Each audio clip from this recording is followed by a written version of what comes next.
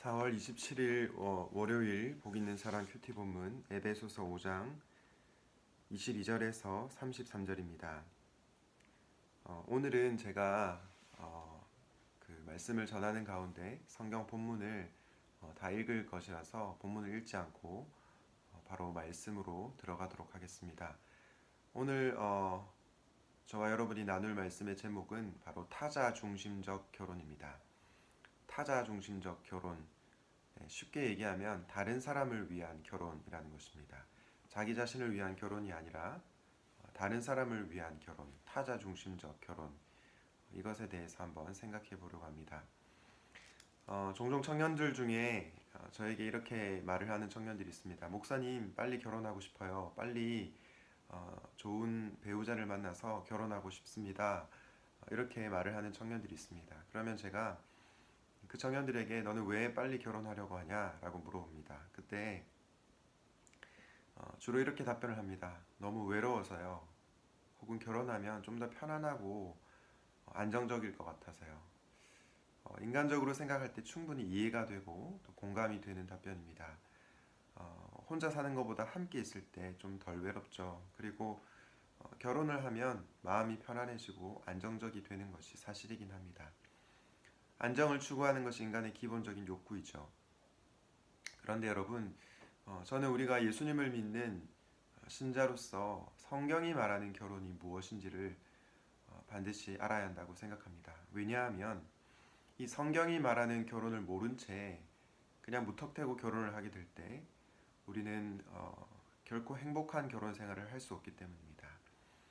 그렇다면 오늘 본문은 성경이 말하는 결혼에 대해서 어떻게 얘기하고 있습니까? 그리고 성경대로 살아간다고 하는 것은 어떤 구체적 교훈을 우리에게 말씀하고 있습니까?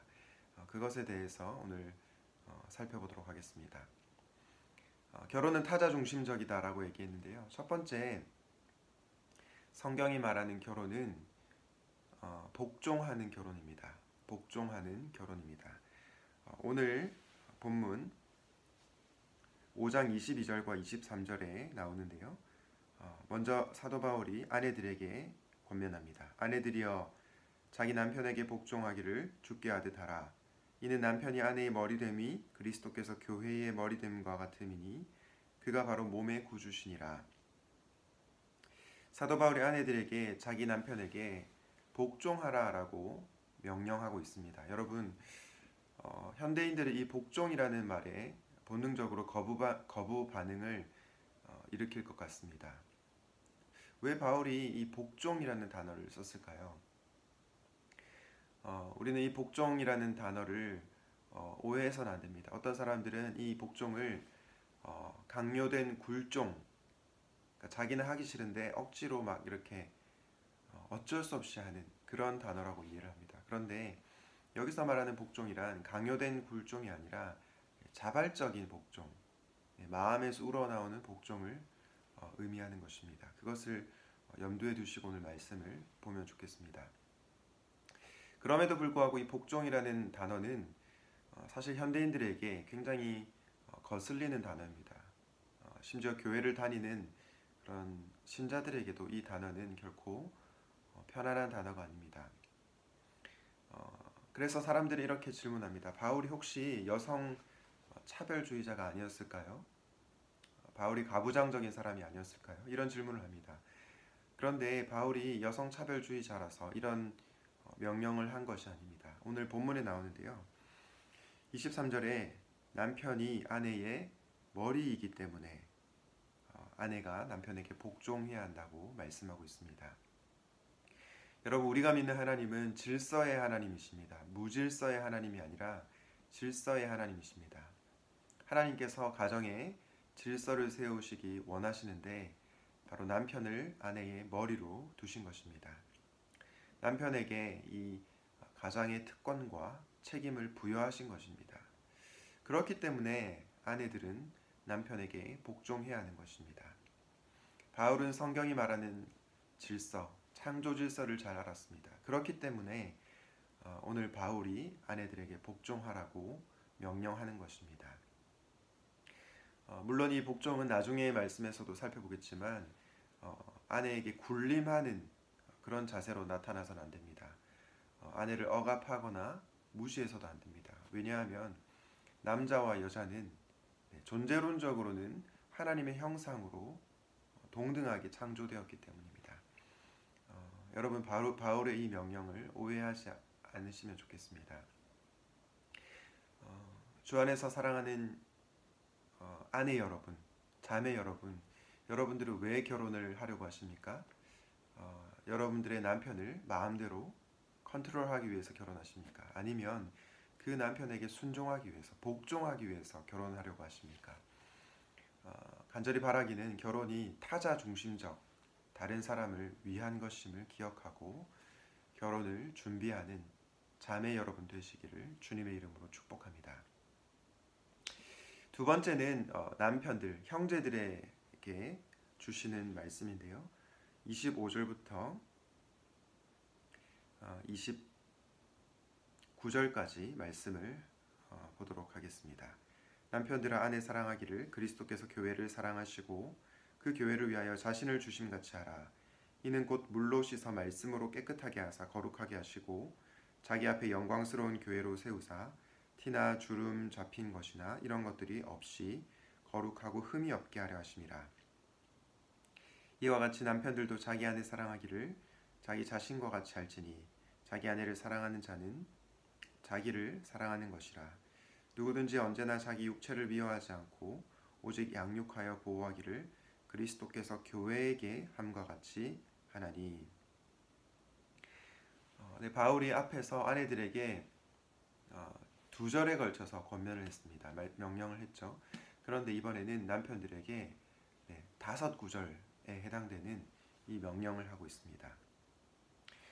두 번째 결혼을 어떻게 정의할 수 있습니까? 바로 죽는 결혼이다라고 저는 부르고 싶습니다. 결혼은 죽는 것입니다. 보통 우스갯소리로 이런 말을 합니다. 결혼은 무덤이다.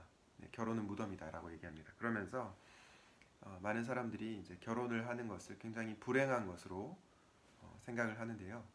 결혼은 결코 불행한 것이 아닙니다. 결혼은 너무나 행복한 것이죠. 그럼에도 불구하고 저는 결혼이 무덤이다라는 이 말이 와닿습니다. 왜냐하면 결혼은 죽는 것이기 때문입니다.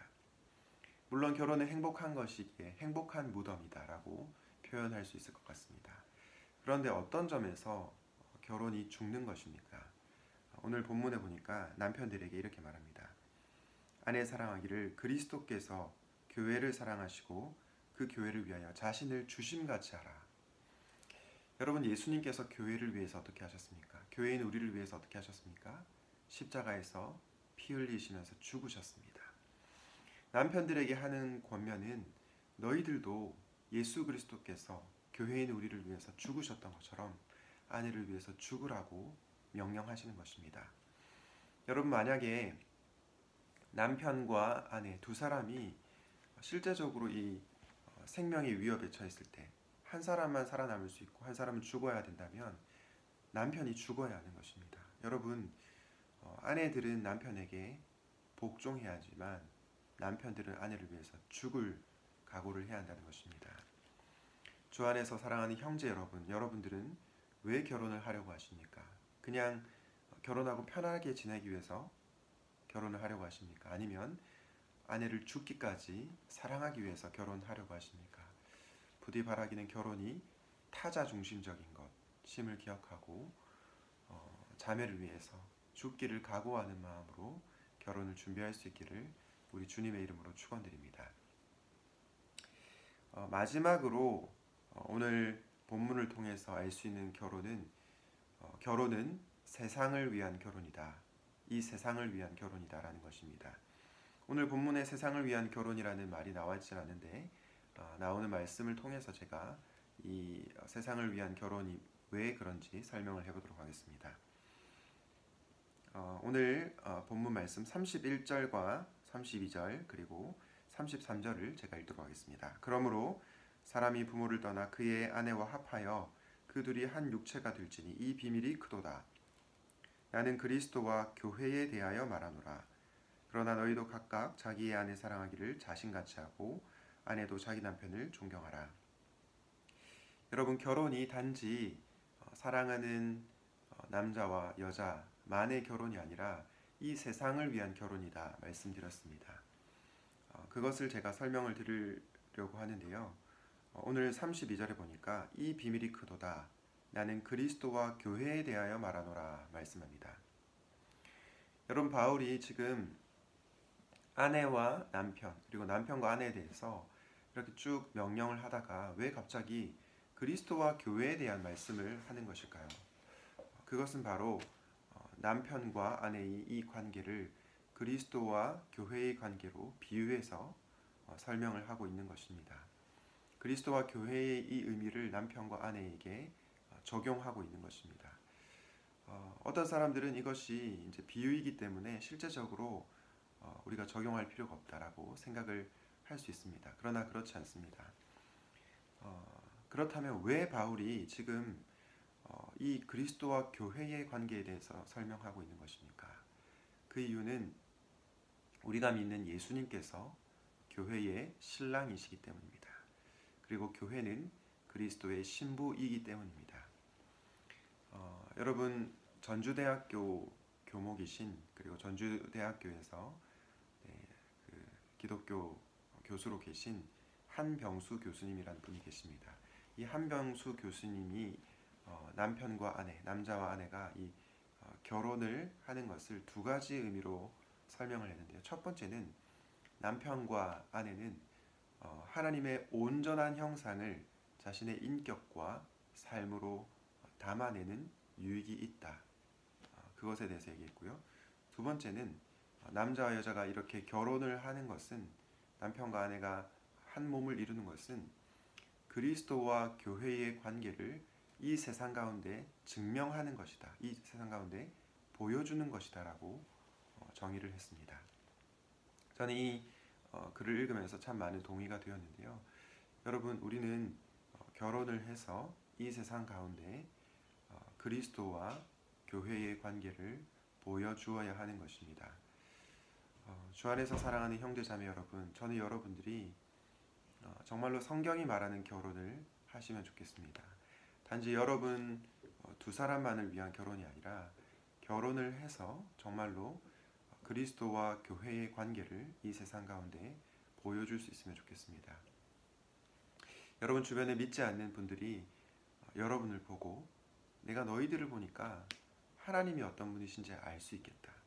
그리고 너희들을 보니까 이 그리스도와 교회의 관계를 이제 알 수 있겠다. 이렇게 고백할 수 있으면 좋겠습니다. 그럴 때 믿지 않는 자들이 우리의 모습을 보고 또 주님께로 돌아오게 되는 귀한 역사가 일어나게 될 것입니다. 말씀을 정리하겠습니다. 타자 중심적 결혼에 대해서 말씀을 드렸는데요. 결혼은 자기 중심적인 결혼이 아니라 다른 사람을 위한 결혼입니다. 왜냐하면 결혼은 복종하는 것이기 때문이고요. 결혼은 죽는 것이기 때문입니다. 그리고 결혼은 이 세상을 위한 것이기 때문입니다. 간절히 바라기는 타자 중심적인 결혼을 하는 모든 청년들 되시기를 우리 주님의 이름으로 축원드립니다. 기도하겠습니다. 하나님 아버지, 오늘 성경이 말하는 결혼이 무엇인지를 살펴보았습니다. 결혼이 자기 중심적인 것이 아니라 상대방을 위해서 복종하고 죽는 것임을 배웠습니다. 그리고 결혼이 단순히 두 사람만을 위한 것이 아니라 이 세상 가운데 하나님을 보여주고 또 그리스도와 교회의 관계를 증명하는 것임을 배웠습니다. 우리가 이 말씀을 꼭 기억하고 성경이 말하는 결혼을 꿈꾸는, 그리고 그 결혼을 준비하는 우리 모두가 되게 하여 주시옵소서. 예수님의 이름으로 기도드립니다. 아멘.